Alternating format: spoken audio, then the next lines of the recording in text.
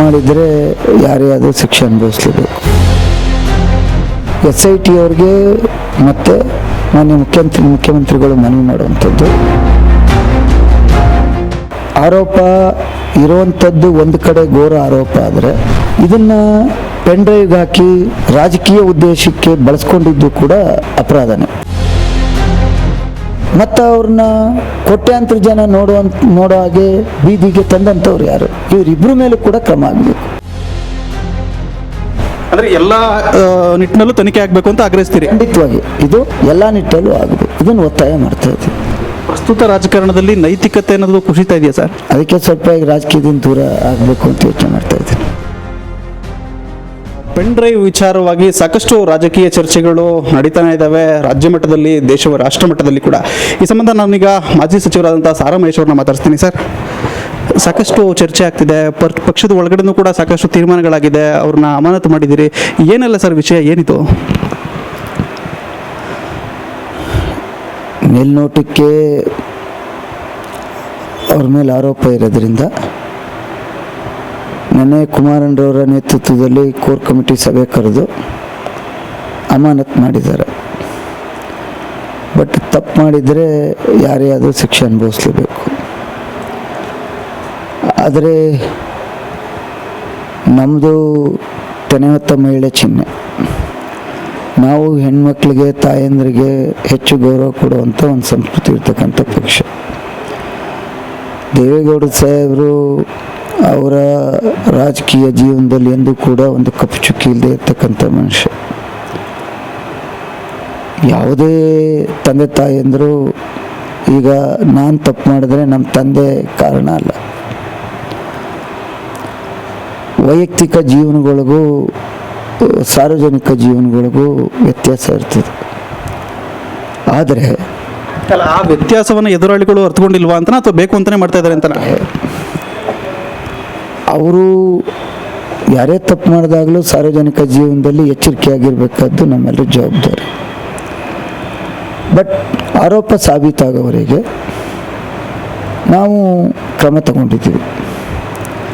ಆದರೆ ಈ ವಿಚಾರವನ್ನು ಇಟ್ಟುಕೊಂಡು ನರೇಂದ್ರ ಮೋದಿಯವ್ರನ್ನ ಟೀಕೆ ಮಾಡೋದು, ದೇವೇಗೌಡ ಸಾಹೇಬ್ರ ಮನೆ ಹತ್ರ ಹೋಗಿ ಹೋರಾಟ ಮಾಡೋದು, ಕುಮಾರಣ್ಣರವ್ರ ಮನೆ ಹತ್ರ ಹೋಗಿ ಧಿಕ್ಕಾರಕ್ಕೆ ಹೋಗೋದು, ನಿನ್ನೆ ನಮ್ಮದು ಖಾಸಗಿ ಹೋಟ್ಲಲ್ಲಿ ಸಭೆ ನಡೆಯುವಂಥ ಜಾಗಕ್ಕೆ ಬಂದು ಧಿಕ್ಕಾರಕ್ಕೆ ಹೋಗೋದು, ಇದೆಲ್ಲ ಅರ್ಥ ಮಾಡ್ಕೋಬೇಕು ಒಂದು ಪಕ್ಷದಲ್ಲಿದ್ದಂಥವ್ರು. ನಾನಾದರೂ ಈ ಸಂದರ್ಭದಲ್ಲಿ ಯಾರು ಈಗೇನು SITಗೆ ವಹಿಸಿದರೆ ಅದು ಸ್ವಾಗತ ಮಾಡ್ತೀವಿ.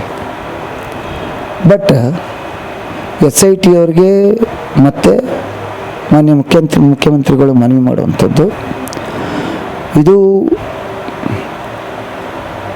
ಆರೋಪ ಇರುವಂಥದ್ದು ಒಂದು ಕಡೆ ಘೋರ ಆರೋಪ ಆದರೆ ಇದನ್ನು ಪೆನ್ ಡ್ರೈವ್ಗೆ ಹಾಕಿ ರಾಜಕೀಯ ಉದ್ದೇಶಕ್ಕೆ ಬಳಸ್ಕೊಂಡಿದ್ದು ಕೂಡ ಅಪರಾಧನೇ. ಅಂದರೆ ಇದು ರಾಜಕೀಯ ಉದ್ದೇಶದಿಂದನೇ ಹೀಗಾಗಿದೆ ಅಂತನಾ? ಹಾಗಿದ್ದರೆ ಒಂದು ಕಡೆ ತಪ್ಪು ಮಾಡಿದರೆ, ಇನ್ನೊಂದು ಕಡೆ ಅವರನ್ನು ರಾಜಕೀಯ ಉದ್ದೇಶ ಅಲ್ಲದೇ ಇದ್ದಿದ್ದರೆ ಮುಖ್ಯಮಂತ್ರಿಗಳು ಕೊಟ್ಟು ಅಥವಾ ಹಿರಿಯ ಪೊಲೀಸ್ ಅಧಿಕಾರಿಗಳು ಕೊಟ್ಟು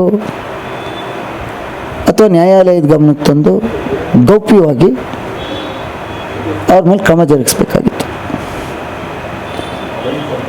ಒಂದು ಕಡೆ ಈ ರೀತಿ ಅನ್ಯಾಯ ಆಗಿರ್ತಕ್ಕಂಥ ಹೆಣ್ಮಕ್ಳು ಮತ್ತು ಅವ್ರನ್ನ ಕೋಟ್ಯಾಂತರ ಜನ ನೋಡೋ ಹಾಗೆ ಬೀದಿಗೆ ತಂದಂಥವ್ರು ಯಾರು? ಇವರಿಬ್ಬರ ಮೇಲೂ ಕೂಡ ಕ್ರಮ ಆಗಬೇಕು. ಅಲ್ಲ, ತಮ್ಮ ನಾಯಕರಾದಂಥ ಕುಮಾರಸ್ವಾಮಿ ಅವರು ಸರ್ಕಾರದ ಮೇಲೆ ಆರೋಪ ಮಾಡಿದ್ದಾರೆ, ಸರ್ಕಾರವು ಇದರಲ್ಲಿ ಪಾತ್ರ ವಹಿಸಿದೆ, ಅದರಿಂದನೇ ಪೆನ್ ಡ್ರೈವ್ ಬಂದಿರೋದು ಅಂತ ಆರೋಪ ಮಾಡ್ತಾರೆ. ನಾವು ಕುಮಾರಣ್ಣರವರು ಕೂಡ ಅದನ್ನು ಚರ್ಚೆ ಮಾಡಿದ್ದಾರೆ. ಅವ್ರಿಗಿರುವಂಥ ಮಾಹಿತಿನಲ್ಲಿ ನಾವು ಕೇಳುವಂಥದ್ದು, ಸರ್ಕಾರ ಪೆನ್ ಡ್ರೈವ್ ಮಾಡಿ ಚುನಾವಣೆಗೆ ಈಗ ನಮಗಲ್ಲಿ ಇರ್ತಕ್ಕಂಥದ್ದು ಎರಡು, ಒಂದು ನಮ್ಮ ಪಕ್ಷ, ಇನ್ನೊಂದು ನಮ್ಮ ಎದುರಾಳಿ ಕಾಂಗ್ರೆಸ್. ಚುನಾವಣೆ 2 ದಿವಸ ಅನ್ನುವಾಗ ತರಬೇಕು ಅಂದರೆ, ಪೆನ್ ಡ್ರೈವ್ ಮಾಡಿ ಹಂಚಬೇಕು ಅಂದರೆ ಇದು ಯಾರಿಗೂ ಉಪಯೋಗ ಆಗುತ್ತೆ? ಅಂದರೆ ಒಂದು ಗೆಲುವಿಗೋಸ್ಕರ ಇಷ್ಟೆಲ್ಲ ಮಾಡಿದ್ರ ಅಂತ ಒಂದು ಕಡೆ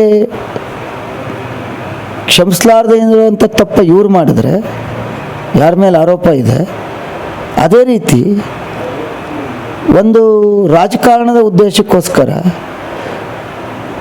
ಇಡೀ ಹೆಣ್ಣುಮಕ್ಳ ಜೀವನನ ಪ್ರಪಂಚ ನೋಡಂಗೆ ಮಾಡಿದ್ರಲ್ಲ. ಕುಮಾರಸ್ವಾಮಿ ಅವರು ನಿನ್ನೆ ಏನು ಹೇಳಿದೆ ಅಂದರೆ ಹೆಣ್ಮಕ್ಳು ಏನಾದರೂ ಮಾಡಿಕೊಂಡ್ರೆ ಆತ್ಮಹತ್ಯೆ ಶರಣಾದರೆ ಸರ್ಕಾರವೇ ನೇರ ಹೊಣೆ ಅಂತ ಎಚ್ಚರಿಕೆ ಕೊಟ್ಟಿದ್ದಾರೆ. ಅದಕ್ಕೆ ನಾವು SIT ಅಧಿಕಾರಿಗಳಿಗೆ ಮನವಿ ಮಾಡುವಂಥದ್ದು, ಈ ಆರೋಪ ಇರ್ತಕ್ಕಂಥವ್ರ ಮೇಲೂ ಕೂಡ ನೀವು ಕ್ರಮ ಆಗಬೇಕು ನಿರ್ದಾಕ್ಷಿಣ್ಯವಾಗಿ ತಪ್ಪು ಮಾಡಿದರೆ. ಅದೇ ರೀತಿ ಇದನ್ನು ರಾಜಕೀಯವಾಗಿ ಬಳಸ್ಕೊಂಡ್ರಲ್ಲ ಅವ್ರು ಯಾರು ಅನ್ನೋದ್ರ ಮೇಲೂ ಕೂಡ ಕ್ರಮ ಆಗಬೇಕು. ಅಂದರೆ ಎಲ್ಲ ನಿಟ್ಟಿನಲ್ಲೂ ತನಿಖೆ ಆಗಬೇಕು ಅಂತ ಆಗ್ರಹಿಸ್ತೀರಿ? ಖಂಡಿತವಾಗಿ ಇದು ಎಲ್ಲ ನಿಟ್ಟಲ್ಲೂ ಆಗಬೇಕು, ಇದನ್ನು ಒತ್ತಾಯ ಮಾಡ್ತಾ ಇದ್ದೀವಿ. ಪ್ರಸ್ತುತ ರಾಜಕಾರಣದಲ್ಲಿ ನೈತಿಕತೆ ಅನ್ನೋದು ಕುಸಿತಾ ಇದೆಯಾ ಸರ್? ಅದಕ್ಕೆ ಸ್ವಲ್ಪ ಈಗ ರಾಜಕೀಯದಿಂದ ದೂರ ಆಗಬೇಕು ಅಂತ ಯೋಚನೆ ಮಾಡ್ತಾ ಇದ್ದೀನಿ. ಅಂದರೆ ರಾಜಕೀಯನೇ ಬೇಡ ಅಂತ ಅನಿಸ್ತಾ ಇದೆ ಈಗ ತಮಗೆ? ಇತ್ತೀಚಿನ ದಿನಗಳಲ್ಲಿ ನಾನು ಹೆಚ್ಚು ಕಾಣಿಸ್ಕೋತಾ ಇಲ್ಲ. ಕುಮಾರಣ್ಣರವರು ಲೋಕಸಭಾ ಅಭ್ಯರ್ಥಿ ಆದಿಂದ ನಾನು ಹಳ್ಳಿಗಳಿಗೆ ಹೋದೆ, ಇಲ್ಲದೇ ಇದ್ದರೆ ಭವಿಷ್ಯ ಅಷ್ಟು ಸಕ್ರಿಯವಾಗಿರ್ತಿರ್ಲಿಲ್ಲ. ಅಂದರೆ ವೈರಾಗ್ಯ ಬಂದ್ಬಿಡ್ತಾ ಮಹೇಶ್ ಅವ್ರಿಗೆ? ಹಾಗೇನಿಲ್ಲ. ಇತ್ತೀಚಿನ ನೋಡಿ,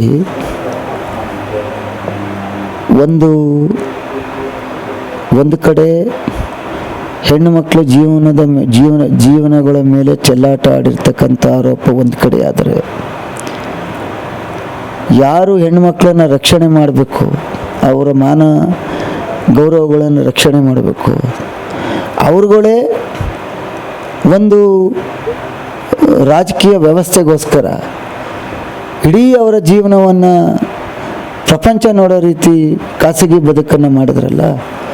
ಇಂಥ ವ್ಯವಸ್ಥೆ ಒಳಗೆ ಮುಂದಿನ ದಿನಗಳಲ್ಲಿ ಭಾಳಷ್ಟು ಕಷ್ಟ ಇದೆ. ಅಂದರೆ ಆಯಿತು, ಓಕೆ, ಅವರು ಟಾರ್ಗೆಟ್ ಇದ್ದಿದ್ದು ಪ್ರಜ್ವಲ್ ಅವರು, ದೇವೇಗೌಡರು ಕುಟುಂಬ ಅಂದ್ಕೊಂಡ್ರು. ಆ ಹೆಣ್ಮಕ್ಳನ್ನ ವಿಡಿಯೋಗಳನ್ನ ಬ್ಲರ್ ಮಾಡ್ಬೋದಾಗಿತ್ತಲ್ಲ ಅನ್ನೋ ಮಾತುಗಳು ಕೂಡ ಕೇಳಬಾರ್ದು. ಕುಮಾರಣ್ಣವ್ರು ಹೇಳಿರೋದು ಶಿಕ್ಷೆ ಕೊಡಿಸ್ಬೇಕು ಅನ್ನೋದೇ ಆಗಿದ್ದರೆ, ನೀವು ರಾಜಕೀಯವಾಗಿ ಬಳಸಬಾರ್ದು ಅನ್ನೋದಿದ್ದಿದ್ರೆ ನೀವು ಅದನ್ನು ಗೌಪ್ಯವಾಗಿ ತನಿಖೆ ಮಾಡಿ ಕ್ರಮ ತಗೋಬೋದಿತ್ತು.